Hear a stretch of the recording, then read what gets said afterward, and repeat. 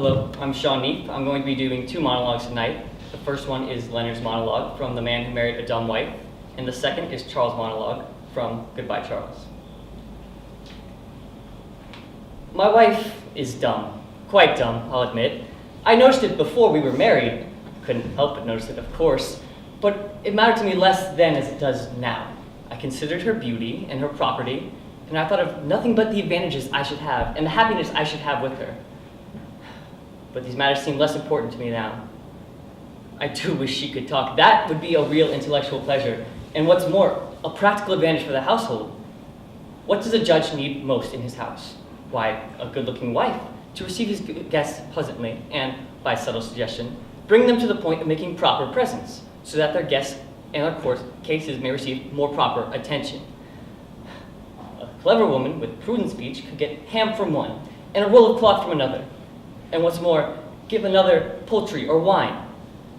But this poor dumb thing Catherine gets nothing at all. While the other judges have their kitchens and cellars and storerooms running over with good things, all thanks to their wives, I hardly have wherewithal to keep the pot boiling. You see, Master Adam Pume, what I lose by having a dumb wife? I'm not worth half as much. Worse yet, well, with having a dumb wife, I'm going dumb myself. I catch myself using signs as she does. The other day, on the bench, I pronounced judgment and pantomime, and condemned a man to the galleys by dumb show and gesticulation.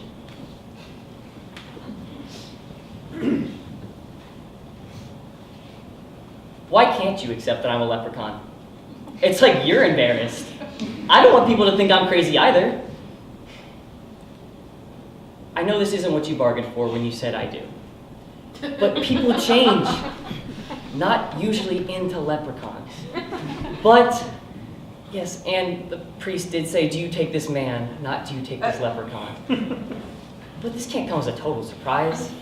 When you went on that Special K diet, and I went on that Lucky Charms diet, that should have tipped you off. Or when my 5 o'clock shadow started growing in at 10 a.m., this kind of aggressive beard growth is not natural for humans. But come on, you have to accept this. This isn't easy for me either. I denied it at first too. You know when I couldn't deny it anymore? The day after my physical, when they found that sudden and medically puzzling height loss. I know, the doctor explained it away as drastic spinal compression. But I saw the look on his face, and you. And me, my stomach dropped. You remember how you comforted me?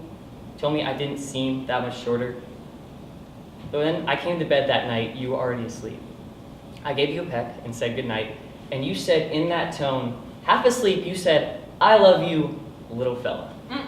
Little fella, there it was, the truth. And it hurt, but less so because you were there. And then you reached out and took my hand the way that you always do, because some things haven't changed. I know it's scary, but you have to accept this, even if it makes us a little weirder as a couple. Just say it. Say, honey, I accept that you're a leprechaun, and we can move on with our lives. What do you say? Thank you.